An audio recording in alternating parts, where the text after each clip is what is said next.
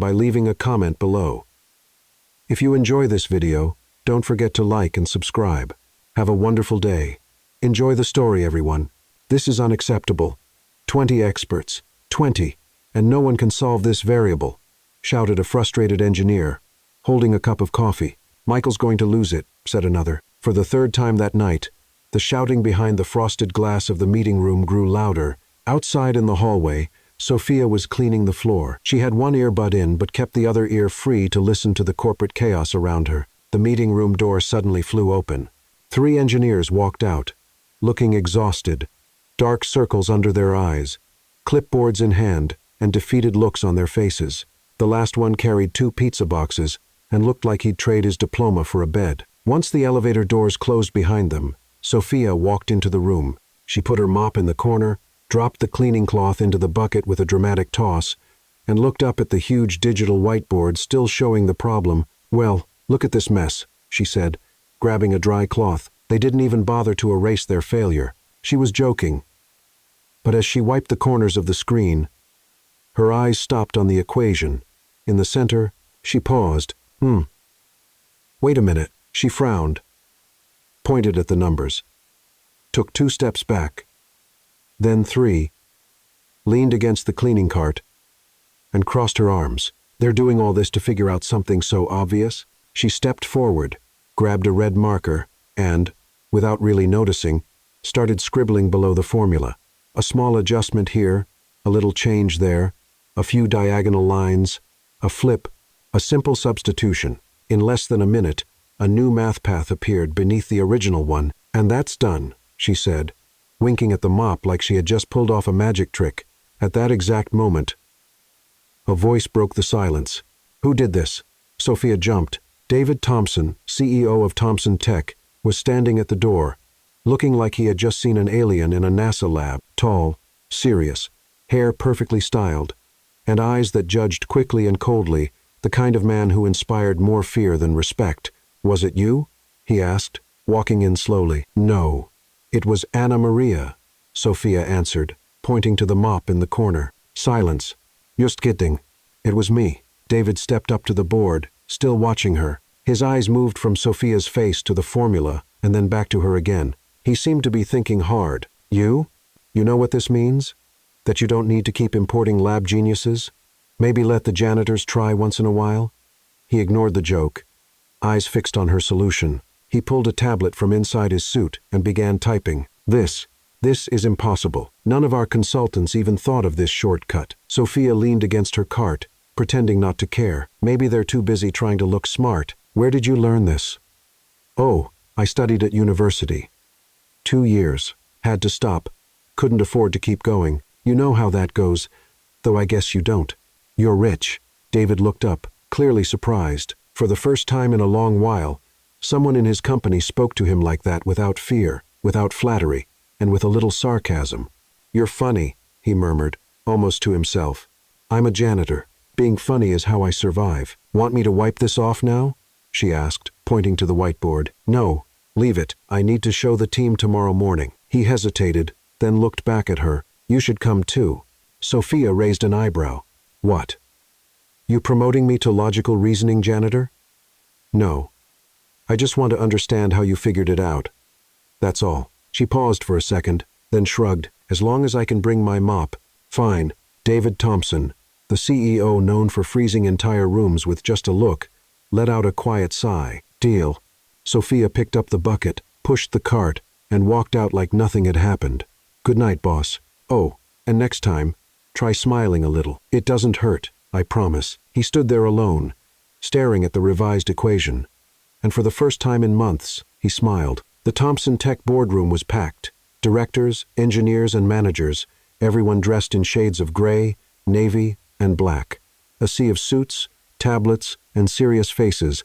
The tension was thick until the door opened, and someone very different stepped inside, pushing a cleaning cart. Sophia, wearing her neatly pressed blue uniform, worn-out sneakers, and a shy smile, stopped at the doorway and looked at the curious eyes now turned toward her. Good morning, she said, adjusting the bun in her hair and trying to hide her nerves with a polite little smile. There were a few murmurs. David, sitting at the head of the table, gestured to the chair next to him. You can sit down, Martinez. Mind if I leave the cart by the door? He feels left out if I don't say anything. She joked, drawing a soft chuckle from one of the engineers. She sat down, straightened her uniform, and folded her hands on the table, waiting. Last night, you did something unusual. David began. We'd like to understand what exactly you saw in that equation that the experts didn't. Oh, well, she gave a nervous little laugh. I'm not sure I did it the scientific way you folks do, you know. I just looked at it and thought maybe it was more complicated than it needed to be. She pointed to the screen showing the equation, like I just simplified it.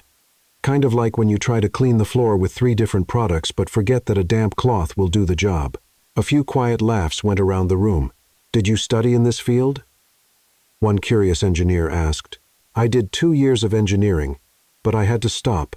Life got tough, my mom got sick, and the tuition, well, it got heavier than a full bucket. So I quit, but I really love learning. I read everything I can, even medicine labels if you let me. But how do you remember all of that? Another engineer asked. Because my mind never stopped learning, just my bank account couldn't keep up. David crossed his arms. So, do you think what you did last night was luck? Sophia looked him straight in the eyes. And do you think 30 years of cleaning taught me how to solve equations by luck? James, the technical director, cleared his throat and held up a printed sheet. If I may, I reviewed her calculations last night. The solution is absolutely correct. And more, he said, looking at the others, she found a more efficient path than our current protocol. The mood in the room shifted. The looks on their faces now showed surprise, some admiration, some discomfort. David, who until then seemed in control, leaned back in his chair. Another director, with a stern expression, spoke up. Do you understand? This is a confidential project involving investors, cutting-edge technology, and I'm just the cleaning lady, Sophia finished. I get it, boss. But I was invited here. I didn't ask to be part of this. James stepped in. Sophia saw something no one else here had noticed. Sophia's eyes widened. Really? Wow, I was just trying to make sense of the mess. I thought I'd messed something up. David watched silently. The way she spoke, with honesty and lightness, not trying to impress anyone, caught his attention in a way he didn't expect. He stood and slowly walked over to the digital board. What would you think about doing this more often? Sophia blinked. What do you mean? Being part of the project. For now, just temporarily, as an observation assistant, you wouldn't need to give up your current role. Just sit in on a few meetings. Maybe share some ideas if you'd like. She looked at him for a moment, surprised. Me? Join the meetings for real? Yes. Sophia glanced around the room at everyone looking at her. She didn't see judgment. She saw curiosity, maybe a bit of hope. That made her a little nervous. But she took a deep breath and answered with a smile. Well, only if I can keep wearing my uniform. That's my style. I think best in this apron. Oh, and I still want to keep cleaning, okay? Because I like it. Cleaning helps me think. Is the uniform a requirement? David asked, trying to figure out if she was joking. Absolutely. This one's been through at least 5 brainstorms with me. I can't just toss it aside now. More laughter filled the room. David, for the first time, let a small smile slip. All right, the uniform stays. And can I sit near the projector? I've always been curious to press those buttons without being kicked out of the room. That depends on your behavior, David said, turning to head back to his chair. I promise not to press anything without permission, at least for the first few weeks, she added, making the room laugh again. James, with his usual technical tone, looked at David. She can contribute. Sometimes an outside perspective is exactly what we need. David slowly nodded. Then it's decided. Sophia Martinez, from today on, will be our observation assistant. Welcome to the project. Sophia slowly stood. Thank you, really. I never imagined something like this happening, but I promise to give it my best. And if I can't help with the formulas, at least I'll keep the room sparkling. She pulled the cart back, turned around, and left the room just as lightly as she had entered, leaving behind a surprise team and a thoughtful CEO. David looked at the door she had walked through. He could still hear the soft sound of the cart's wheels in the hallway. He didn't quite understand what had just started there. But he was sure of one thing. That woman was anything but ordinary. The next day, Sophia could hardly believe she was there, sitting among artificial intelligence engineers, facing charts, code, and serious expressions. The Thompson Tech meeting table didn't feel so distant anymore. It was now her new point of view. She listened closely, hands folded in her lap, her cleaning uniform spotless, her eyes moving curiously from one screen to another. Then one of the engineers let out a loud sigh in front of an unfinished equation. "This calculation doesn't work. Not even with magic," he muttered. "Have you tried replacing the vector with a fixed set?" Sophia suggested. Using the calmest tone, everyone stopped. James, the technical director, typed on his tablet, trying her idea. Within seconds, the graphs adjusted. A green light popped up. "It worked again," he said, almost in disbelief. Sophia smiled and shrugged. "I just thought, if the sink always clogs in the same spot, there's no use pouring more water. You've got to change the pipe, right?" Soft laughter spread around the table. But the most intrigued of them all was David. Sitting at the far end, quietly watching everything, he tried to stay distant, professional, detached, but there was something about Sophia that challenged his logic, and it wasn't just the math. She spoke with ease, as if nothing was too big to handle. When the atmosphere got tense, she made light jokes that lifted the mood. When someone got lost in the complexity, she explained things like she was reading a recipe, and still, David noticed the little things, like how she talked to the hallway plants before coming into the room, or how she quietly laughed at the team's inside jokes, even if she didn't totally get them, or how, now and then, she'd give him a curious look, as if to say, "You overthink things." At the third meeting that week, Sophia helped solve another issue. "This is becoming a habit," James said, clearly impressed. She laughed. "Careful. If I solve one more, you'll want to give me a bonus. Then, I'll have to figure out how to deal with income tax." Even David let out a quick smile, one he tried to hide, but someone noticed, someone he always does. "We're planning a team dinner tomorrow," said Emily, one of the engineers. "Will you come with us?" Sophia hesitated. "Oh, I don't know. Aren't those things kind of fancy?" "It's just dinner between co-workers. No formalities," Emily insisted. Still quiet, David simply added, "It's important for everyone to be there. It's part of the team experience." Sophia took a deep breath and agreed, but as soon as she left work that afternoon, she panicked. A dress, shoes, purse? "All I've got is my cleaning uniform and a backpack with a crooked zipper," she told her neighbor, Mrs. Carmen, who immediately lent her a simple but elegant purple dress and a pair of earrings that had brought good luck since 1982. The next night, the restaurant chosen by the team had dim lights, soft music, and waiters who spoke too quietly. Sophia walked through the front door, and for a moment, every eye turned to her. The purple dress highlighted her delicate features, her loose hair fell over her shoulders, and something in the light of her eyes stood out. She looked different, but she was still herself. The first to notice were two Thompson Tech analysts sitting near the entrance. "Who is she? A new investor?" "Must be, look at her posture." And she came alone. While they whispered, David, already seated in the back, looked up and froze for a second. It wasn't just surprise. It shattered the image he thought he had of Sophia. This woman standing in front of him wasn't just the brilliant janitor who could solve equations. She was striking. She gave a shy wave to her colleagues and walked over. "Hi. I hope I'm not too dressed up. The only things I own with heels are my brooms," she joked, trying to hide her nerves. The table laughed. David didn't, but he was looking a lot. During dinner, she talked with everyone. She told stories from the cleaning staff with such charm that the engineers laughed until they cried. She said she once confused a meeting room with the break room and almost swept right through a presentation. Even the quietest ones felt at ease. David watched from a distance. Her laugh was genuine, the way she tilted her head when listening, how she didn't try to impress anyone, and yet she did. By the end of the night, as the group began to head out, she walked up to David. "Thank you for the invitation. No need to thank me. It was fun. But tomorrow morning, I'll be back, mop and all, with more brilliant ideas, if my brain helps. Maybe. If not, the floor will shine. That I can promise," he nodded, still watching her like he was trying to figure something out that charts couldn't explain. Sophia said goodbye, gave a quick wave to everyone, and left. When the door closed behind her, David was still standing there, frozen, looking at the spot where she had been just moments before, and for the second time that week, he was left speechless. The next morning, everything was back to normal at Thompson Tech. Quiet hallways, people rushing around, and technology everywhere. Sophia was in uniform, pushing her cleaning cart, one earbud in, a duster in hand. The same as always, at least on the outside.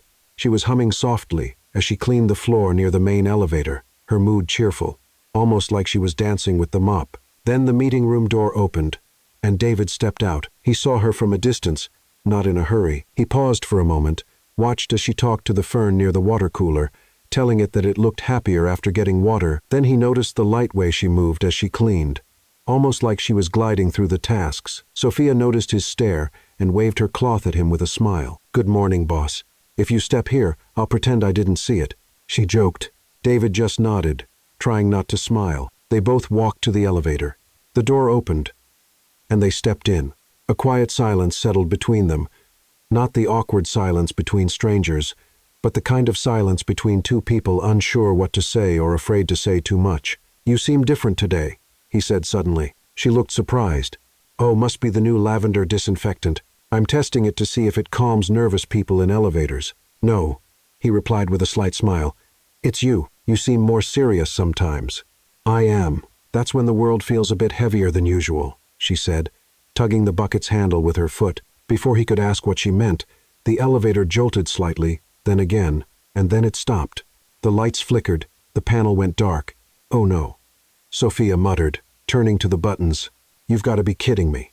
David pressed the emergency button. No response. He pulled out his phone. No signal. "Looks like we're stuck," he said, clearly uncomfortable. "Perfect," she sighed, sitting down in the corner with the bucket beside her. "I'm becoming an expert in odd situations with you around. Does this happen often?" "No. But when it does, you're always part of it." "Coincidence?" "I hope so." She laughed, crossing her legs and leaning her head against the wall. "The last time I got stuck in an elevator, I was with an old lady carrying 3 grocery bags, 2 filled with fruit and the third with a live chicken. This is a much more comfortable version." David leaned against the opposite wall, trying to look calm, but his jaw gave away his discomfort. "You don't like surprises, do you? I'm the CEO of one of the largest tech companies in the country. Surprises mean mistakes. Mistakes cost millions." She looked at him without speaking. "Are you always like this?" he asked. "So lighthearted?" "I try to be. Life didn't always give me reasons to smile, so I decided to make my own." "That's admirable." "It's survival," she corrected. "My superpower." He stayed quiet for a few seconds. The elevator's emergency light cast soft shadows across their faces. "My father wouldn't understand that," David said suddenly. Sophia looked up. "Really?" "He was always obsessed with success. I grew up in a world where you were only as good as your performance. Got a 90? He'd ask why not 100. Won an award? He wanted to know if it was the biggest. There was no room for mistakes or rest. She listened quietly, giving him her full attention. "And you followed in his footsteps?" "I think I did. I never stopped to ask if there was another way. But is there?" David hesitated. For the first time, he seemed uncomfortable not having a clear answer. "What about your mother?" she asked, shifting the focus. "She passed away when I was young. He raised me on his own work. Discipline, routine, that's how it was. Not much talking, not much emotion." Sophia took a deep breath. "Well, then let me tell you what it's like when life is all emotion." She adjusted her posture, looking up at the ceiling of the elevator. "My mother worked all day as a seamstress, cooked for 3 households besides our own, and still found time to laugh with me and my sister at night, even when she was tired." David was listening closely. "When she got sick, I dropped out of college to take care of her and my little sister. And it all happened so fast, there wasn't even time to understand it. But I'm happy I did what needed to be done. My mom's doing a little better, and now my sister has a shot at going to college. But anyway, here I am. I just didn't expect to end up stuck in an elevator with the most serious CEO in the Northern Hemisphere. I'm not that serious." "No? Then prove it." He looked at her, a quiet exchange of glances, challenging, almost intimate. "You make me think about things I usually avoid," he said softly. "Like what?" "Like what my life would be like if I had taken the time to breathe, talk, notice." Sophia smiled, a calm smile, like someone who understands more than she says. Maybe there's still time. Silence filled the space, but this time it was a comfortable silence, full of unspoken words. She moved a little closer, standing next to him, their shoulders almost touching. "Funny how we spend our lives rushing, and then in a stuck elevator, we learn more about each other than in months of meetings. Maybe the pauses teach more than the plans. See? You're learning." They laughed together. David looked at her for a few seconds, There was something there he couldn't quite explain. A strange but warm connection. Familiar but new. He leaned in slightly. So did she. Time seemed to slow down. Their faces moved closer. His gaze dropped to her lips, then returned to her eyes. But then the lights came on. The panel lit up. "Elevator in operation," said the robotic voice, preparing to ascend. Sophia's eyes widened, and she stepped back slightly, fixing her hair like nothing had happened. "Wow. Talk about a ruined movie moment," she said as she stood up. David cleared his throat, clearly flustered, but stood up right after. "Looks like we got out of it." "Yeah, we really did," she repeated, more quietly, looking at the door. When the elevator reached the top floor, David and Sophia walked out side by side without saying a word. Something between them had changed. Something unresolved. Something quietly starting to grow. Sophia went back to her routine with her cleaning cart and her earbuds hanging from her shirt collar. In the hallways, people greeted her with more respect than the days before. She noticed, and she smiled. Meanwhile, David, buried in meetings and decisions, kept finding his eyes searching for Sophia between rooms without realizing it. He started waiting for her cheerful comments or the soft sound of her laugh during breaks. But then, a notification changed everything. An alert popped up on the public relations team's tablet and reached every department at once. "Scandal at Thompson Tech. Latina cleaning lady without a degree works on billion-dollar project." The headlines spread like wildfire. Within minutes, gossip sites, tech outlets, and even morning shows were all covering the story. It went viral. The main photo showed Sophia standing by a whiteboard, smiling in her cleaning uniform, with her badge clipped to her pocket. The caption read, "Identified as a cleaning lady with no higher education, the young woman is reportedly involved in high-level technical decisions." Social media comments ranged from mockery to outrage. Next thing you know, the bus driver will be the lead engineer. This is what happens when people confuse diversity with competence. No degree needed. Just know how to scrub. Sophia found out while she was washing the windows in the project room. One of the interns, not realizing she was nearby, said out loud, "Did you see the cleaning lady genius scandal?" She slowly turned around. When she saw the screen on the intern's phone, it felt like the ground disappeared beneath her.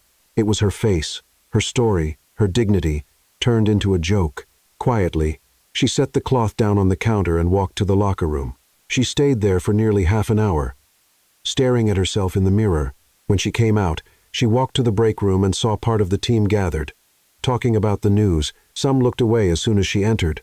Others stared openly. Curious, she kept her head high. "You all know I'm here, right?"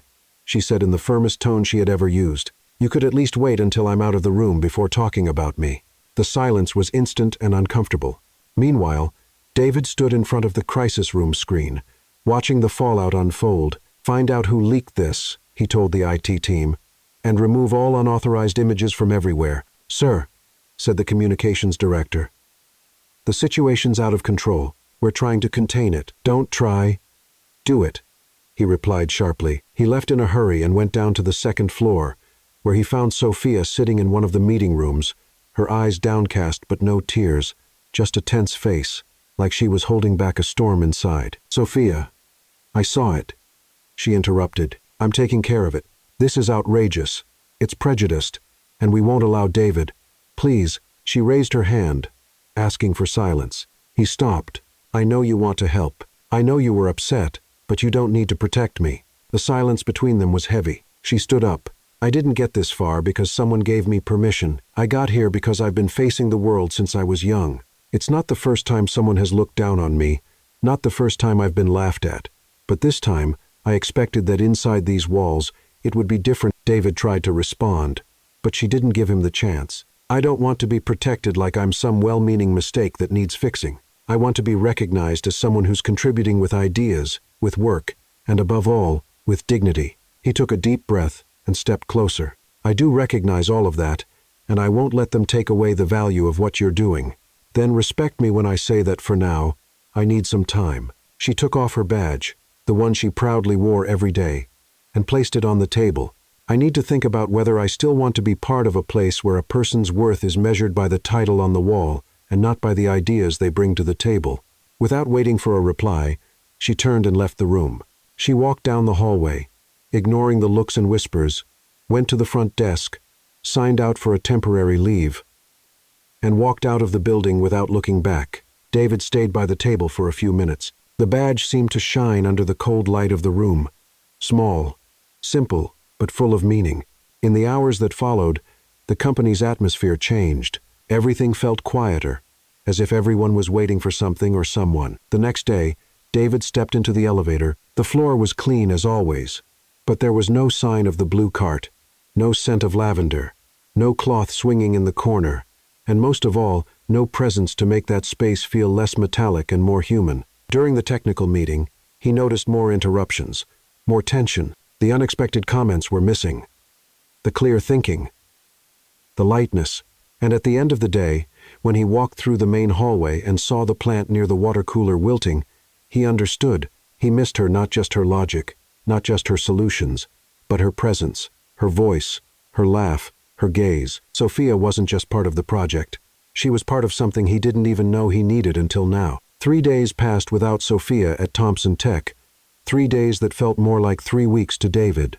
The technical meetings were tense, problems took longer to solve, and there was a nearly tangible emptiness in the hallways. Even the plant near the cooler looked droopy, as if it missed the person who used to talk to it every day. David tried to focus on work, but every time he passed the second floor, he instinctively looked for the blue cart. When the elevator doors opened, he expected to hear her making one of her cheerful comments. During meetings, he waited for a simple remark that would untangle the most complicated issues. By the third day, he couldn't take it anymore. He asked HR for Sophia's address and, late in the afternoon, drove his black BMW to a neighborhood he had never been to. The streets were narrower, the houses more modest, but there was life on every corner. Kids played on the sidewalks, neighbors chatted on their porches, and the smell of home-cooked meals filled the air. Sophia's house was small but well cared for. The green gate was open, showing a modest garden with colorful flowers and a rocking chair on the porch. David parked and sat still for a moment, unsure if he was doing the right thing. Before he could back out, the front door opened, and a middle-aged woman with gray hair and a bun, wearing a floral apron, stepped out to water the plants. "Can I help you?" she asked with a kind smile. "Good afternoon. I'm David Thompson. I work with your daughter, Sophia." The woman's eyes lit up. "Oh, so you're Sophia's boss. Come in, come in. She's talked so much about you. I'm Isabella, her mother." David hesitated. "Actually, I came to speak with her about come in first." "In this house, guests don't stay at the door," Isabella insisted, gesturing warmly. David followed Isabella into a small but cozy living room, a sofa with crochet covers, family photos on the walls, and the unmistakable smell of cake in the oven. A young woman, around 18, sat at the table, surrounded by books and notebooks. "This is Lily, Sophia's sister," Isabella said. "Lily, this is Mr. David, your sister's boss." Lily looked up from her studies and gave a shy smile. "Nice to meet you, Mr. Thompson. Soph always says you're very smart." "The pleasure is mine," David replied. Genuinely surprised by the young woman's politeness, Isabella disappeared into the kitchen and returned with a tray of coffee and slices of still-warm carrot cake. "Please, have a seat. Sophia's out back, tending to the plants. She does that when she needs to think." David accepted the coffee, impressed by the family's natural hospitality. There was no luxury here, but there was something his millionaire home never had: warmth. "Lily's in her last year of high school," Isabella said with clear pride. "She wants to go to medical school. Sophia works hard to help pay for her college. Medicine is a demanding field," David commented. "I know," Lily replied with determination, "but Soph always says that if we don't dream big, we'll never know what we're capable of." Just then, Sophia appeared in the doorway, wearing a simple t-shirt and with her hands still covered in dirt. When she saw David, she stopped in her tracks. "What are you doing here? Is that any way to greet a guest?" Isabella scolded. "No, Mom. It's fine," Sophia said as she slowly walked in. "I'm just surprised." David stood up. "I need to talk to you." "Then talk.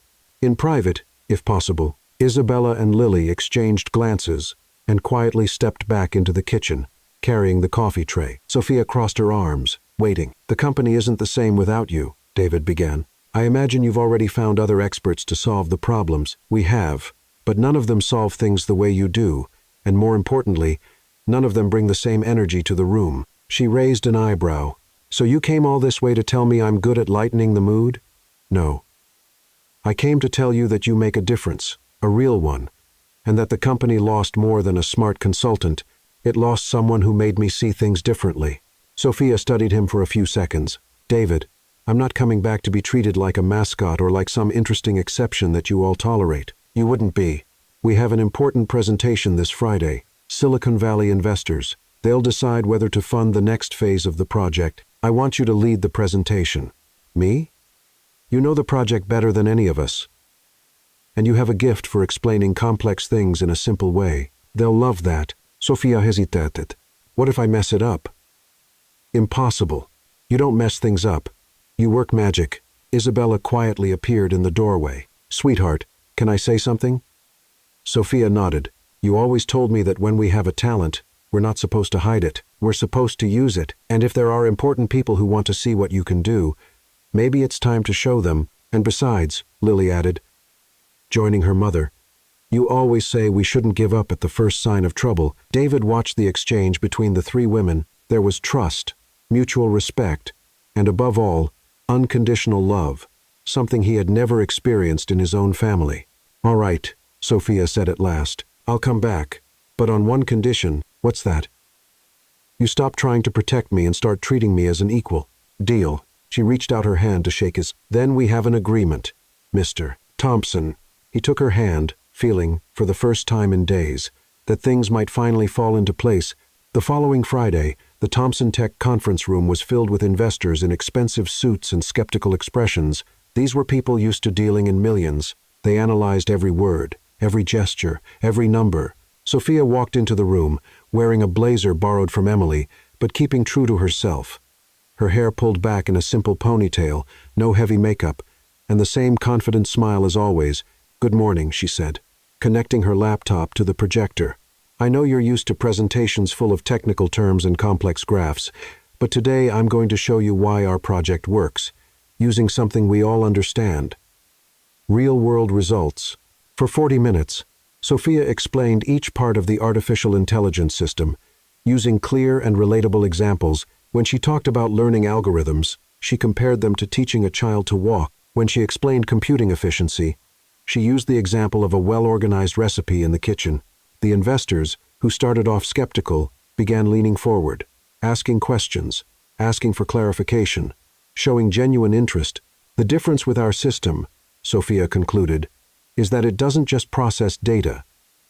It understands context, like an experienced person who doesn't just follow instructions, but knows when to adapt the rules to get better results. When she finished, the room stayed silent for a few seconds. Then one of the lead investors stood up and started clapping. The others followed. Miss Martinez, said the head of the investor group, in 20 years of funding tech startups, I've rarely seen someone explain such complex ideas so clearly and convincingly. Thank you, Mr. Harrison. We're prepared to offer $50 million for the entire project. A murmur of surprise swept through the room. It was far more than anyone expected. David, watching from the back of the room, couldn't hide his pride. Sophia hadn't just done well. She had won over seasoned investors with her honesty and intelligence. After the investors left, the Thompson Tech team celebrated quietly. Sophia was congratulated by everyone. But once things calmed down, she walked over to David. 50 million? Seriously? You made that happen. Not me. Not the company you. She smiled, finally allowing herself to enjoy the victory. You know what this means? That you're brilliant? That now I can pay for Lily's college without worrying. David smiled, realizing that even in her biggest professional triumph, Sophia still put her family first. And it also means, she added, that maybe you were right. I really can make a difference. I've always known that, for the first time since they met, they looked at each other without rush, without interruptions, without misunderstandings. And both of them knew something had definitely changed between them. The news of the $50 million deal spread through Thompson Tech like wildfire. Within hours, every department was talking about Sophia's presentation and the incredible outcome. The atmosphere at the company, tense over the past few days, was now full of fresh energy. Later in the afternoon, James suggested an informal celebration in the break room on the 12th floor. Nothing fancy, Just the main team gathering to toast the company's historic moment. No formalities today, said Emily, popping open a bottle of champagne she had hidden in the fridge for special occasions. Tonight, we celebrate for real. The break room, usually quiet and empty after hours, was now filled with laughter and lively conversation. Sophia, still wearing the borrowed blazer, was at the center of it all, but she stayed true to her humble self. I just said what you all already knew, she insisted as James handed her a glass of champagne. You're the ones who did the hard work, but none of us could have explained it to those investors the way you did. One of the engineers replied, You have a gift. David watched from a distance, leaning against the wall near the window, with a view of Seattle. There was something different about him. His shoulders were less tense, his jaw more relaxed, and even his posture seemed lighter. The success of the presentation had clearly lifted a heavy weight from his shoulders. As the night went on, people began to leave, first the older folks, then those with families waiting at home, until just a few were left in the room. I'm heading out too, said Emily, grabbing her bag. We've got that early meeting with legal tomorrow. I should go as well, added James. My wife's going to kill me if I'm late again. One by one, the others left, until only David and Sophia remained in the dimly lit room. The city lights shining through the panoramic window, the silence between them wasn't awkward. But it carried a different kind of tension, not the professional kind from their first days, or the strain from recent challenges. It was something quieter, more personal. Sophia still held her glass, watching the bubbles slowly rise in the champagne. So, she said, breaking the silence, 50 million, that's like a lot of money, huh? David let out a quiet, genuine laugh. It is quite a bit, yes. I guess now you can buy more identical suits for your wardrobe, she teased, flashing a playful smile. My suits aren't identical, he defended, pushing off the wall and walking toward her. Oh, they're not? Let me see. She pretended to study him closely. This one's navy blue. Yesterday's was navy blue. The day before. Navy blue again. They have different shades. Shades? She laughed, nearly spitting out her champagne. Really? You use the word shades to talk about clothes? David moved a little closer, picking up his own glass from the coffee table. And what's wrong with nuance? Nothing wrong. It's just very you. And what does that mean? Sophia looked at him, realizing how much closer they were now. He was only a few steps away, and there was something different in his eyes, less guarded, less controlled. It means you overthink everything, even the color of your clothes. And you think that's a bad thing? Not bad. Just a bit much sometimes. It's nice to just let things happen naturally, like now. His question carried a second layer of meaning, and they both knew it. Sophia felt a flutter in her stomach, but she didn't pull back. Like now, she said quietly. David stepped closer. They were now close enough that she could smell his subtle scent, a mix of wood and something lightly citrusy. You know, today was amazing, right? He said, slightly changing the subject, though he stayed close. It was just work. It wasn't just work. It was you being you. And that made all the difference. Sophia felt her face getting warm. Are you complimenting me, Mr. Thompson? I'm stating a fact, Miss Martinez. They laughed together, and the air between them grew more charged. It was as if all the previous moments, the elevator, the meetings, the teasing, the glances had led exactly to this one. You know what the best part of today was? Sophia asked, turning slightly to set her glass down but staying close to him. What? Seeing you smile. A real smile. Not that corporate one you give the investors. I do smile. You kind of fake a smile. It's not the same. David was quiet for a moment, thinking about her words. Maybe I've just gotten out of the habit. That's a shame. You look much better when your smile is real. The words slipped out before she could filter them. A moment of pure honesty that surprised them both. David looked at her closely. Sophia, what? You confuse me. Confuse? How? Confuse as in, I don't know if I should keep things professional, or he didn't answer with words. Instead, he raised his hand and gently touched her face, brushing her cheek with his thumb. Sophia closed her eyes for a second, feeling his touch. David, I know this is complicated. I know I shouldn't. Stop thinking so much, she said, opening her eyes and looking directly at him. That was all he needed. David leaned in slowly, giving her time to pull away if she wanted. But she didn't. Instead, she leaned in too, until their lips met in a soft kiss, hesitant at first. The kiss deepened naturally, It wasn't desperate or rushed, but full of all the unresolved moments between them. His hands moved to her waist. Hers rested on his chest, feeling his quickening heartbeat. When they finally pulled apart, their foreheads touched as they caught their breath. That was, David began. Unexpected, she finished with a small smile. A good kind of unexpected. A very good kind. They chuckled quietly, still close, still processing what had just happened. So, now what? Sophia asked. Now, I don't know. He admitted honestly. Well, at least you're being honest. I'm always honest with you. They stayed there a few more minutes, talking softly, laughing, sharing a few more gentle kisses. It felt like a wall had come down, allowing them to connect on a level beyond the professional. When it was finally time to leave, David walked her to the parking lot. Want me to drive you home? He offered. No need. I took the bus. All the more reason. Let me drive you. On the drive to her house, they talked naturally, as if the moment they shared had cleared the air for good. When they arrived, he walked her to the gate. Thanks for the ride, and for the rest of the evening. The pleasure was mine. They kissed again, this time shorter but just as meaningful. I'll see you tomorrow, she said. I'll see you tomorrow, he replied. But when tomorrow came, everything had changed.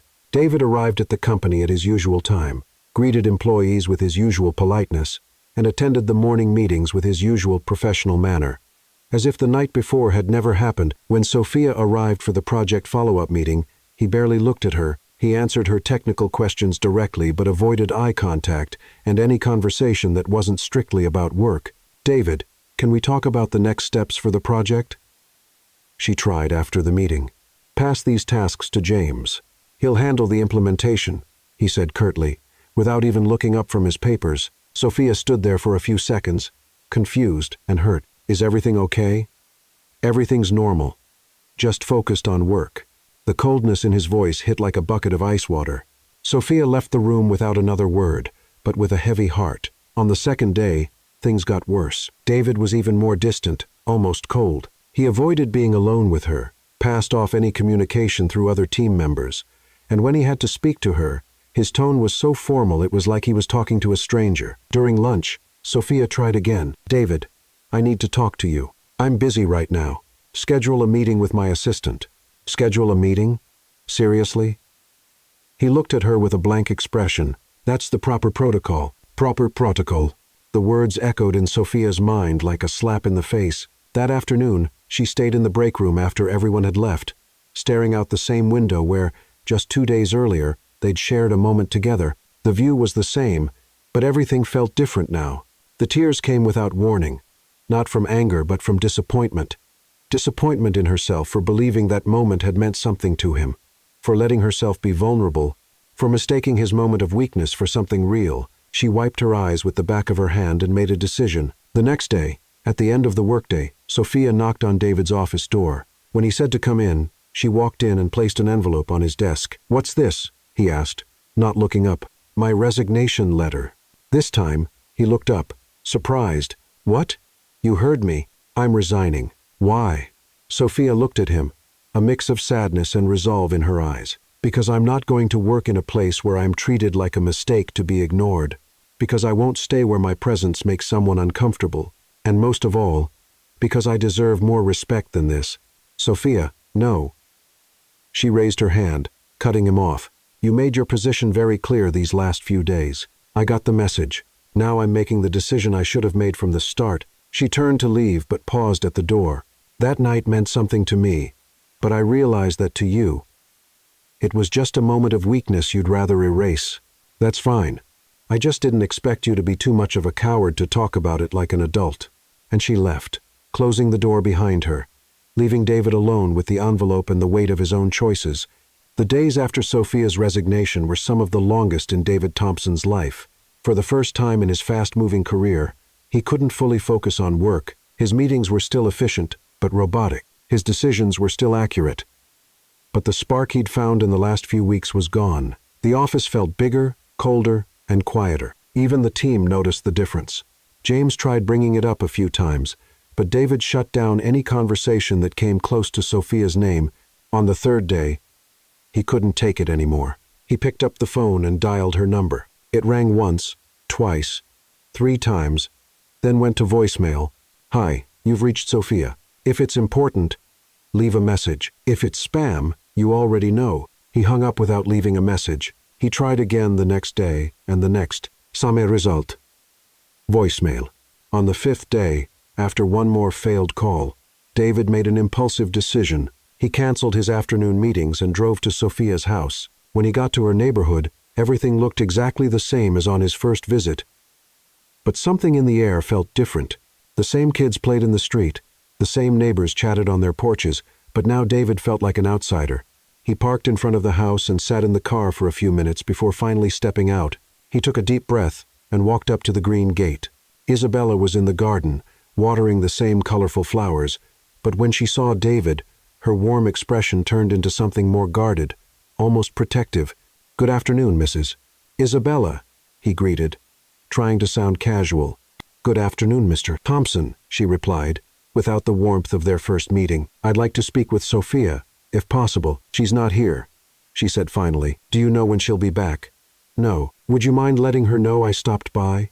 Isabella sighed and wiped her hands on her apron. "Mr. Thompson, with all due respect, my daughter is a strong woman, but she also has a sensitive heart. If she doesn't want to talk to you, she must have her reasons." David lowered his head, understanding the message between the lines. "I made a mistake, a big one.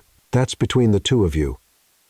But if you'll allow me a piece of advice," Isabella stepped closer to the gate. "When you hurt someone you care about, there's no use waiting for time to fix it. Sometimes you have to go after them and show you've truly changed." David nodded, thanked her, and walked away. But Isabella's words echoed in his mind the whole way back. That same night, David decided to try a different approach. He opened his laptop and started writing an email. He wrote and deleted at least 10 different versions, trying to find the right words to express how he felt. In the end, he went with something simple and direct. "Sophia, I know I don't deserve your attention right now, but I need you to know that what happened between us meant a lot to me. The way I reacted afterward was cowardly and unfair to you. The Tech Future Seattle event is on Friday. I'll be giving the main presentation about our project. I'd really like you to be there, even if you don't want to talk to me. Please come. You deserve to see the public recognition of the work you helped build. David." He hit send before he could change his mind again. The reply came the next day, short and direct. "I'm not going." 2 words that carried the full weight of Sophia's disappointment and pain. David spent the rest of the week trying to focus on his presentation, but his thoughts were constantly divided. The Tech Future Seattle Conference was one of the most important tech events on the West Coast. Representatives from top Silicon Valley companies would be there, along with international investors and the tech media. It was the perfect stage to present the project that had secured a $50 million investment. It should have been David Thompson's big moment, but all he could think about was how that success meant nothing without the person who had made it all possible. On Friday morning, the Seattle Convention Center was packed. Over 1,000 people moved through the halls, networking around every corner, with conversations in multiple languages, creating a buzz of anticipation. David arrived 2 hours before his presentation. As he always did, he checked the equipment, tested the slides, mentally rehearsed every transition. Everything was technically perfect. David called Robert Harrison, the same investor who had made the multi-million-dollar offer. "Looking forward to your talk today. I hear you've got some exciting updates. We hope to make a strong impression," David replied, shifting into his corporate polite mode. "And that brilliant young woman who gave the last presentation, Sophia, will she be speaking today?" The question hit like a punch to the gut. "She's focused on other projects at the moment." Harrison raised an eyebrow but didn't press further. Meanwhile, 15 kilometers away, Sophia was on the living room couch at home, with Lily beside her, watching the live stream of the conference on her laptop. "Are you sure you don't want to go?" Lily asked for the 10th time. "I mean, it's your project too, I'm sure," Sophia answered. Though her voice didn't sound fully convinced. "Mom said he came here looking for you." "I know. And you didn't even want to talk to him." There was nothing to say. Lily studied her sister's face. "You know, Soph, when you like someone and you're hurt, sometimes we make decisions out of pride that we end up regretting." Sophia looked at her younger sister. "Since when are you a relationship expert?" "Since I started watching my big sister suffer over a guy who's clearly suffering too." Back at the convention center, there were 15 minutes left before David's presentation. He was backstage, reviewing his notes one last time, when James walked over. "All set, boss?" "All set," David confirmed. though something in his voice sounded different. "You okay? You seem tense." "I'm always tense before big presentations." "Not like this," James observed. "It feels like something's missing." David didn't answer. But James was right. Something was missing. Someone was missing. The announcer stepped onto the main stage. "Ladies and gentlemen, it's my pleasure to introduce the CEO of Thompson Tech, David Thompson, who's here to speak to us about groundbreaking advances in adaptive artificial intelligence." Applause echoed through the packed auditorium. David walked onto the stage with his usual confident posture. But inside, he felt an unusual anxiety. "Good afternoon," he began, his voice ringing through the speakers. "Today, I'm going to present a project that represents a major step forward in artificial intelligence." He clicked to the first slide, but for just a second, he hesitated. Normally, his presentations flowed with ease. But today, the words felt mechanical, too rehearsed. "Our system has developed an innovative approach to processing complex data." That David stopped. He looked at the screen, then out at the audience. Hundreds of faces watched him, waiting. But all he could think about was how naturally, how clearly Sophia had explained those same concepts. "That allows us to," he tried again. But the words wouldn't come. A low murmur began to spread through the audience. David Thompson, known for his flawless presentations, was clearly frozen. At home, Sophia was watching, heart pounding. "Is he not feeling well?" Lily asked. "He's nervous," Sophia replied, though her voice held real concern. On screen, David tried to gather himself, but it was clear he was struggling. He stared at the slides, but the technical terms that usually came so easily now felt hollow. "Sorry," he said to the audience.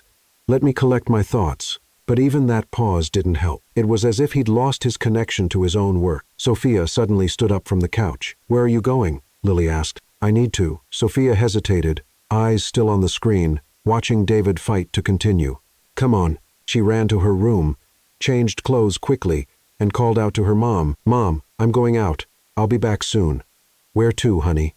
"To save a proud idiot." Isabella smiled, knowing exactly what that meant. Back at the convention center, David gave it one more try.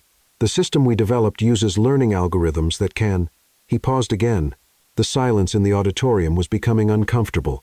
Some in the crowd started whispering to each other. That's when he saw her. Sophia had just entered through a side door. She was in jeans and a simple blouse, her hair pulled back hastily, like she'd rushed out the door. But to David, she'd never looked more beautiful. She moved quietly along the side of the room, avoiding drawing attention, but her eyes stayed fixed on him. When she reached the front, she made a small gesture. Signaling she was going to come up, David gave the slightest nod. Sophia stepped onto the stage from the side stairs, careful not to interrupt completely. The audience began whispering, curious about who she was. She walked over to David and whispered something only they would understand. "Remember when you said I explain things like I'm giving a recipe? So treat this like you're teaching your mom how to make fudge." It was a nod to their past conversations, the laughs they'd shared, those moments when everything had just flowed. David let out a genuine laugh, the first real one in days. "Thank you," he whispered back. Sophia stepped back but stayed on stage, a quiet support. David turned back to the audience, and now he looked completely different, relaxed, natural, fully present. "I apologize for the interruption," he said with a smile the audience wasn't used to seeing. Sometimes we need a reminder that even the most advanced technology in the world only matters if we can explain it in a human way.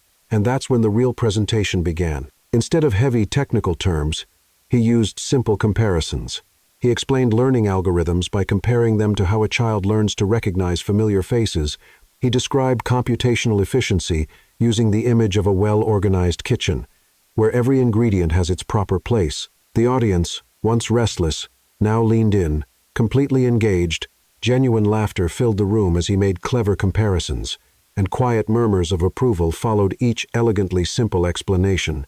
"The difference with our system," David concluded, echoing the same words Sophia had used during the investor presentation, "is that it doesn't just process information, it understands context like someone with experience, not just following the rules but knowing when to adjust them to get the best results." When he finished, the silence lasted only a second before the room burst into enthusiastic applause. The audience rose in a standing ovation that went on for nearly 2 minutes. David looked at Sophia, who was quietly clapping in the corner of the stage, tears of pride in her eyes. After the presentation, Once the congratulations and compliments had died down, David went looking for Sophia backstage. She was leaning against the wall, watching the activity around her. "Sophia," he said, as he approached, still taking in everything that had just happened. "Hi," she replied with a small but genuine smile. "You came." "I did." "Why?" She shrugged. "Because even though you're a proud idiot, I couldn't just watch you struggle on that stage." David took a deep breath. "I need to tell you something." "Go ahead." He pulled her aside, away from curious eyes. "You're the only person who's ever made me want to be more human." Sophia looked at him, surprised by the raw honesty in his words. "David?" "No. Let me finish.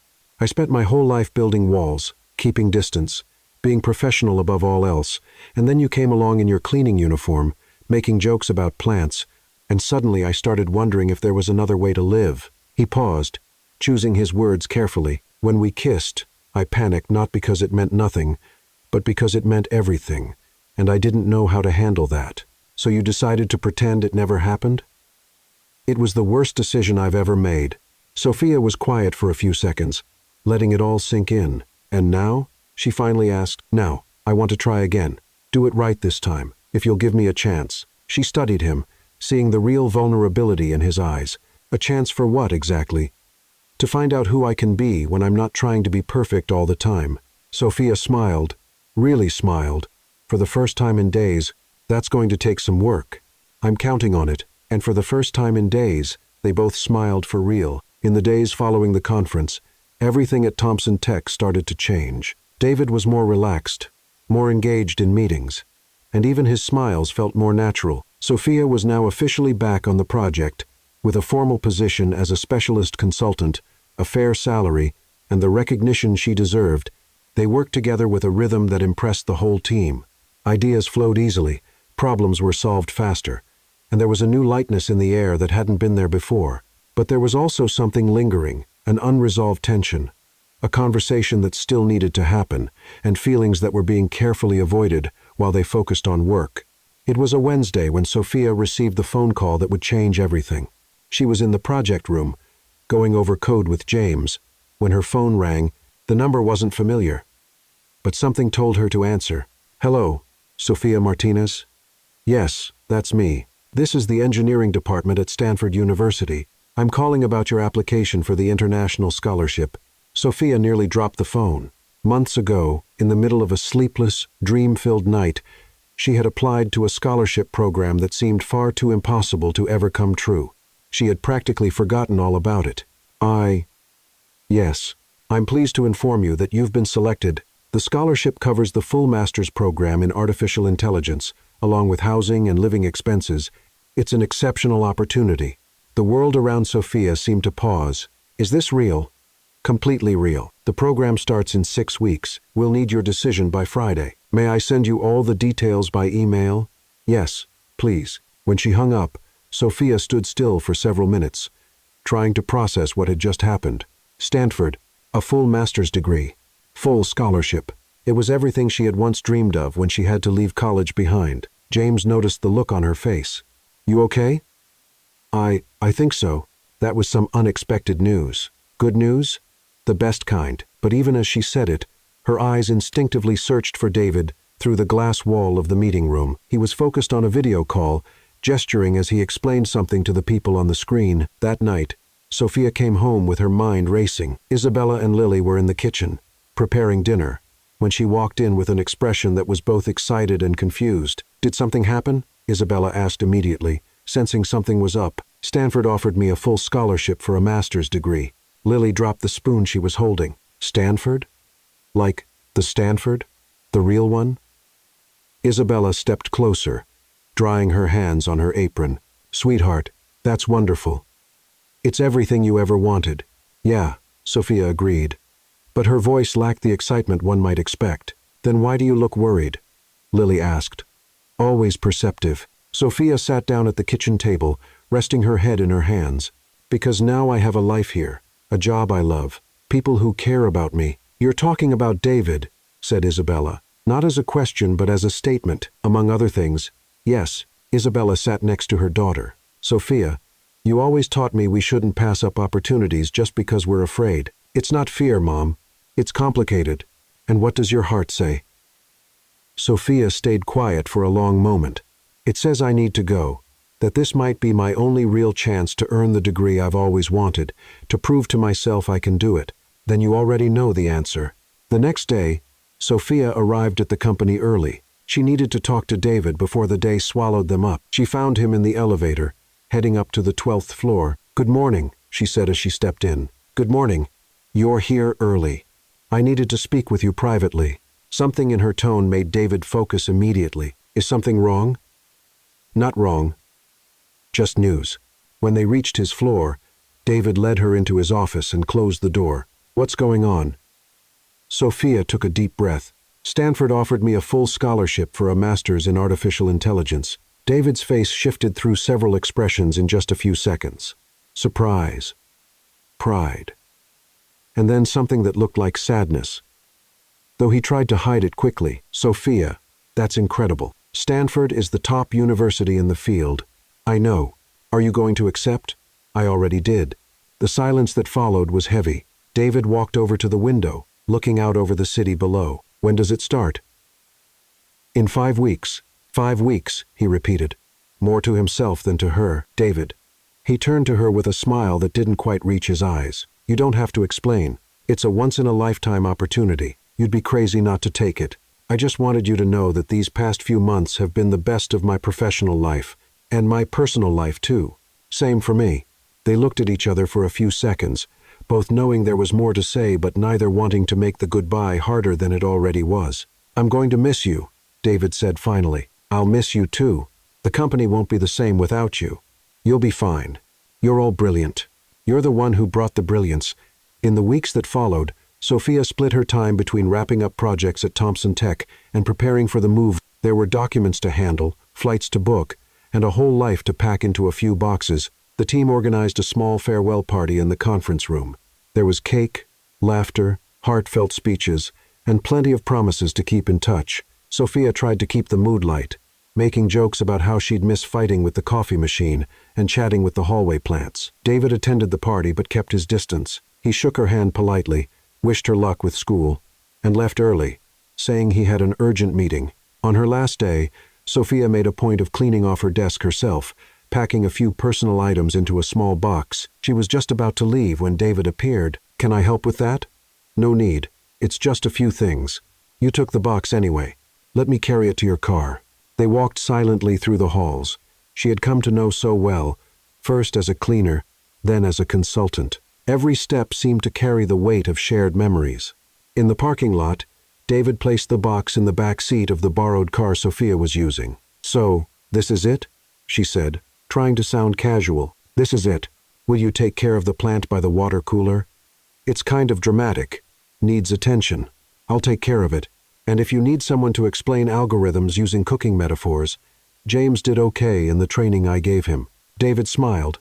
"A real one this time. No one explains things like you do. You'll get there, and you'll learn to loosen up too. Promise?"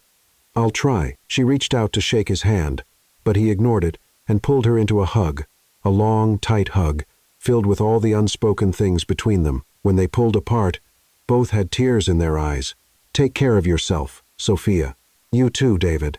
She got in the car, started the engine, and waved through the window before driving off. David stood there until the car disappeared around the corner. That night, alone in his apartment, David walked to the window that looked out over the city. Seattle sparkled with its usual night lights. But everything seemed dimmer without her there. He grabbed his laptop and started doing something he had never done in his professional life. A search that had nothing to do with business or technology. How to surprise someone special. Unique romantique idéas. How to show love in an unforgettable way. He spent hours browsing, taking notes, making plans, because for the first time in his life, David Thompson had something more important than work to focus on. Sophia Martinez deserved an unforgettable surprise, and he had 5 weeks to plan something that would change both their lives forever. The next morning, David arrived at the office with a different energy. He canceled all non-essential meetings and asked James to come to his office. "I need your help with a personal project," he said, something he'd never said before. "Of course, boss. What do you need?" "I'm going to do something completely outside of my usual style, and I'll need everyone here to help me." James smiled. already guessing what it was about. Is this about Sophia? It's all about Sophia. And for the first time in weeks, David gave a real smile, because he had a plan, and it was going to work. It had to. 6 months had passed since Sophia left for Stanford. 6 months of intense classes, advanced labs, late-night study sessions, and the constant feeling that she was exactly where she was meant to be. The master's program was everything she'd hoped for. Challenging, inspiring, and life-changing. But there were moments, especially during the quiet nights in her dorm room, when her mind drifted back to Seattle, to corporate hallways, to office plants that needed conversation, and to a blue-eyed CEO who had learned how to truly smile. They kept in touch now and then, at first through professional emails, later more casual messages. David always asked about her classes. She always asked about the company and about the plant near the water cooler. Neither of them mentioned missing each other, but the feeling was always there, between the lines.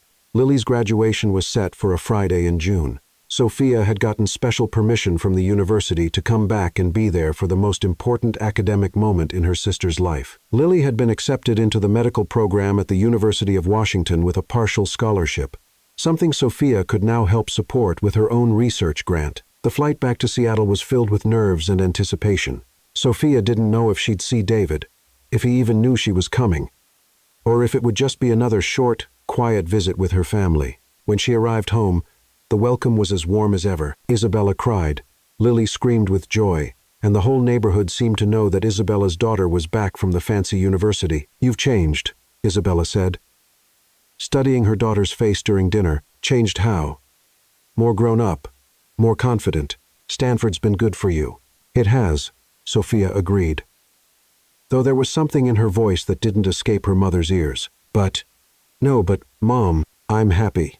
"Happy isn't the same as feeling complete," said Lily, always the observant one. Sophia changed the subject, but she knew her sister was right. The graduation ceremony was set to take place in Lily's school gym, decorated with blue and gold banners and rows of neatly arranged chairs.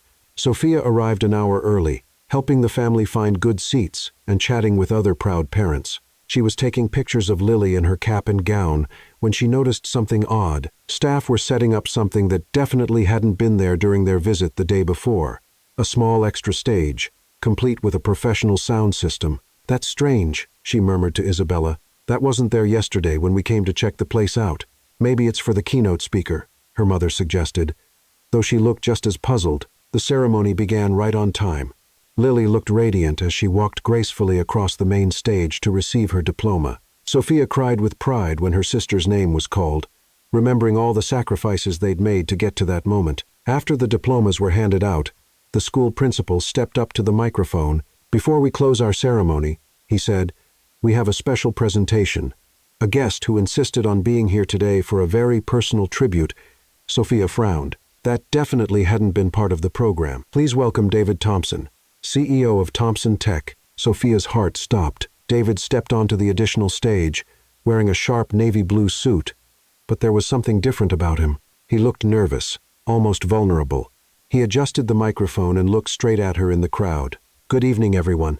I know I'm interrupting an important celebration, and I apologize for that, but sometimes when you meet the person who completely changes your life, you can't wait for the perfect moment, you have to create it." Curious murmurs spread through the crowd. Sophia was frozen, unable to fully process what was happening. "A few months ago, I met an extraordinary woman. A woman who solved a problem that 20 experts couldn't. A woman who taught me that intelligence doesn't come with a diploma, that wisdom isn't tied to a zip code, and that sometimes the best solutions come from the most unexpected places." He paused, clearly emotional. "Sophia Martinez, you used to clean the floors at my company, but you ended up cleaning my heart." A collective awe echoed through the room. Isabella held onto Sophia's arm, who sat wide-eyed. "You taught me how to really laugh. You showed me that talking to plants isn't crazy. It's kindness. You showed me that explaining complicated things in simple ways is a rare gift. And most of all, you taught me that I could be a better person if I stopped trying so hard to be perfect." David took a deep breath, visibly nervous. "I know you're at Stanford now, chasing your dreams, and I don't want to get in the way of that. But I also know life is too short to let love slip by just because the timing isn't ideal." He stepped down from the stage and began walking toward her, The audience turned as he passed, creating a path between the chairs. Sophia, when you left, I realized that professional success means nothing if you have no one special to share it with. I realized that important meetings are far less important than spontaneous laughter, and I realized that I love you. He stopped in front of her as she sat there, completely stunned. I love you for who you are. Funny, brilliant, challenging, caring. I love you for making jokes during serious moments and for taking seriously the moments I thought were just jokes. David knelt down, right there in the middle of the packed gymnasium, and pulled out a small box from his pocket. Sophia Martinez, will you marry me? And before you answer, just know I already spoke with Stanford. They have an executive master's program that allows remote learning.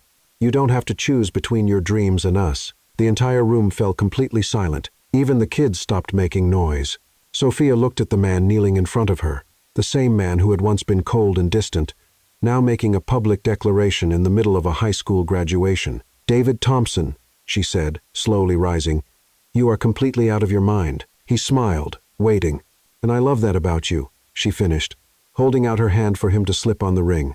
The room erupted in applause and cheers. Lily jumped out of her seat, Isabella cried, and everyone in the graduating class's families clapped for a couple they barely knew but whose story had clearly moved them. David stood up and kissed her, a kiss full of everything they had missed and a promise for what was to come. When they pulled apart, Sophia looked into his eyes with that mischievous smile he adored. But I have one condition, she said, loud enough for the mic to pick up. Anything, he said, still holding her close. I'll only marry you if you clean the house today. Her laughter echoed through the gym, followed by his, and then by the laughter of everyone in the room. Deal, he said, as long as you teach me how to talk to plants properly. Deal, she replied. And there, in the middle of a high school gym in Seattle, during a graduation ceremony, two people who had met in the most unexpected way decided to write the rest of their story together. Lily came running over, still in her cap and gown. Does this mean you're coming back? She asked, hugging her sister. It means we're going to figure it out, Sophia answered, looking at David. Together. And I get the world's coolest CEO brother-in-law, joked Lily. You'll have a brother-in-law who's going to learn how to make brigadeiros and clean a house properly, David replied, getting more laughs from the whole family. Isabella walked over and hugged them both. Welcome to the family, son, she said to David. I hope you're ready for lots of food, noise, and honesty. I'm ready for everything, he said, especially to be happy.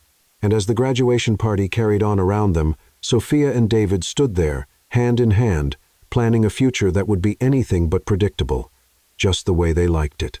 3 months after the proposal in the gym, Isabella's house was in a state of organized chaos. Colorful streamers hung from every corner. Guest lists were taped to the fridge, and the constant smell of food being tested for the big day filled the air. Sophia had decided she wanted a wedding that truly reflected who they were. Genuine, fun, and full of love. No fancy ballrooms or over-the-top decorations. The ceremony would take place in the family's backyard, with Latin food prepared by aunts and cousins and a playlist mixing salsa, merengue, and even a few elevator music tracks that had become inside jokes between the couple. Are you sure you don't want something a bit more sophisticated? David asked for the 10th time, while helping hang string lights between the backyard trees. David Thompson, if you ask that again, I'll marry James instead, Sophia warned, adjusting the flowers she'd picked up herself at the Central Market. James doesn't know how to make brigadeiros, David replied, making her laugh. True, you're staying. Isabella watched them from a distance, smiling at how naturally David had become part of the family over the past few months. He had learned how to season feijoada, play dominoes with Sophia's uncles, and even picked up a few Spanish words, enough to make Isabella laugh at his pronunciation. The morning of the wedding was sunny, with a light breeze that made the decorations dance gently. Sophia woke up at her mother's house, surrounded by Lily and 3 cousins who had traveled in for the celebration. Nervous? Lily asked, helping her sister into the simple but elegant dress they'd chosen together. Not at all, Sophia replied, surprisingly calm. It's strange, but it feels like the most natural thing in the world. Even though you're marrying a millionaire CEO, I'm not marrying a millionaire CEO. I'm marrying David, the guy who talks to plants and blushes when he doesn't get my math jokes. Across town, David was having a very different kind of morning. His apartment was filled with James, 3 company engineers, and his own father, who had flown in from New York especially for the wedding. Son, are you sure about this? Asked William Thompson for the 5th time. adjusting his son's tie with slightly shaky hands. "Dad, I've never been more sure of anything in my life. She's not who I pictured for you." David stopped combing his hair and looked at his father in the mirror. "She's better than anything you or I ever imagined." William studied his son's face, seeing a happiness he'd never witnessed before. "Then I approve," he said at last, with a small smile. James, who had been watching, stepped closer. "Boss, you're more nervous than when you pitched to those Japanese investors. Those investors were just money. Today is the rest of my life. You scared?" "I'm scared I'm not good enough for her," David admitted. A rare moment of vulnerability. "Man, you learned how to make brigadeiros for her," James joked. "If that's not true love, I don't know what is." The ceremony was set for 4:00 the afternoon. By 3:30, the Martinez family backyard was packed. Thompson Tech colleagues sat next to neighborhood friends. Engineers chatted in English with aunts who answered in Spanish. And kids ran around the chairs decorated with colorful ribbons. David arrived on time, but his hands were visibly shaking as he greeted the guests. Isabella came over with a motherly smile. "Breathe, son. It's just a wedding, not a corporate merger." "It's worse than a corporate merger," he confessed. "In a merger, the worst that happens is I lose money. Here, if I mess up, I lose Sophia. You're not going to lose anything. She loves you just the way you are, nervous, perfectionist, and completely in love." The music started to play, a soft version of Vida e una Festa, which Sophia had picked because a wedding should have joyful music, not a funeral march. Lily came out first as maid of honor, followed by 2 cousins as bridesmaids. And then, from the far end of the backyard, Sophia appeared. She wasn't walking in some solemn ritual. She was practically dancing her way to the altar, greeting guests, waving at kids, and even stopping to fix the crooked tie of a little cousin. When she finally reached David, he was smiling from ear to ear. "You took your time," he whispered. "I couldn't just rush past everyone without saying hi." "That would be rude," she whispered back with a grin. The officiant, a family friend who had become certified just for the occasion, started the ceremony with a mix of Portuguese, English, and a few Spanish phrases that made the whole family laugh. "We are gathered here today to celebrate the love between Sophia and David.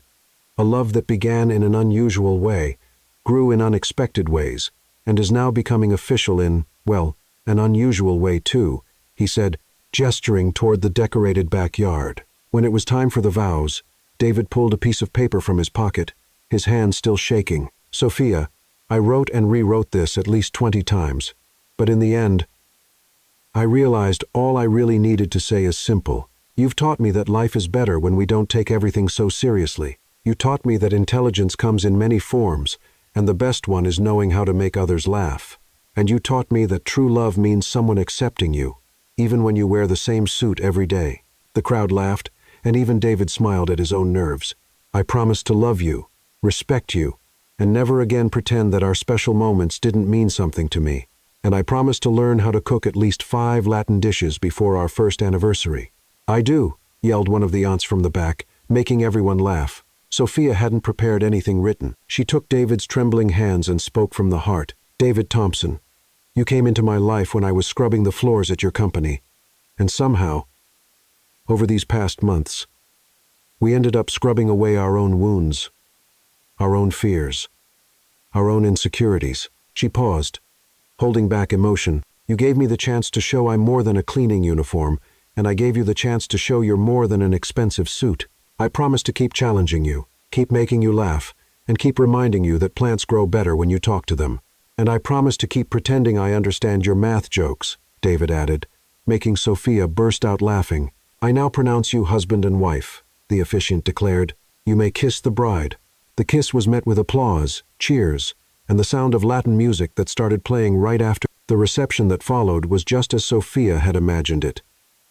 A big buffet with homemade food, drinks ranging from cold beer to fruit punch made by the aunts, and lots of dancing. David, who had taken secret salsa lessons over the past 2 months, surprised everyone with his moves. He wasn't perfect, but he was having fun, and that's what mattered. "Who is this man, and what did he do with my boss?" James asked, watching David spin Sophia on the makeshift dance floor. "That's the real David," said Emily. Sophia just melted the layers of ice he'd built around himself. As the night went on, the speeches grew more emotional, the dancing more relaxed, and the laughter more frequent. Isabella gave a toast. saying her daughter had found someone who truly completed her. William Thompson, visibly moved, admitted he had never seen his son so happy. Around 11, as the party started to wind down, David and Sophia stepped away to a quiet corner of the yard. "So, Mrs. Thompson," he said, still holding her hand, "how does it feel to be officially married to a CEO?" "How does it feel to be officially married to a genius cleaning lady?" she shot back. "Feels like I'm way too lucky." "Well, you better get used to it, because you're not getting rid of me anytime soon." They stood there for a few minutes, watching their guests, their families now, one family, and thinking about the future. "David, I have an idea," Sophia said suddenly. "You always do." "What is it this time? What if we started a company together? Not a traditional tech company, but one focused on education, programs to teach kids from underserved communities, coding, AI, that kind of thing. Go on, we'll call it something like Code from the Heart. The idea is to show that talent exists everywhere. It just needs a chance." David looked at her, once again amazed by her ability to think of others, even on her wedding day. "You know, that's brilliant, right? I do. And I also know you'll want spreadsheets and projections before you agree." "Actually," he said, pulling her in for another kiss, "I'm in. No spreadsheets, no projections, just because it's a beautiful idea from an even more beautiful person." "Careful, Mr. Thompson, you're getting way too romantic. I've just learned that life is better when you have the right person to share it with." 3 years later, sitting at the headquarters of Code from the Heart, watching a group of young people present their first programming projects, David glanced at Sophia. She was laughing with one of the students, who had just made a joke about algorithms, explaining complex ideas with the same simple clarity as always. She wasn't your typical genius. She was the kind of woman who